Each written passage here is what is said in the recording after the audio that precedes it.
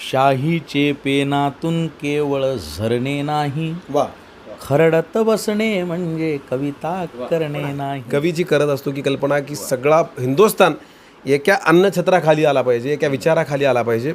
त्यामध्ये कुठेतरी एक दुरावा निर्माण होताना मध्यंतरीच्या काळात आपल्याला दिसलेला आहे. त्या संदर्भात काय सांगाल? नाही, हा दुरावा निर्माण करणारे सगळ्यात भोगस लोक म्हणजे राजकीय लोक.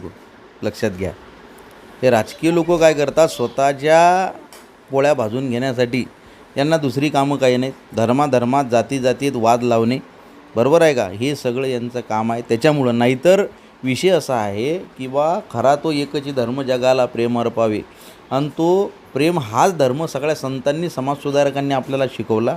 आणि भारत अख्ख्या जगात त्यासाठीच खऱ्या अर्थानं विशेष आहे की इथं एवढी विविधता असूनसुद्धा अख्खा भारत एक संघ आहे. बरोबर आहे का. म्हणजे खऱ्या अर्थानं मी मध्ये लिहिलं होतं की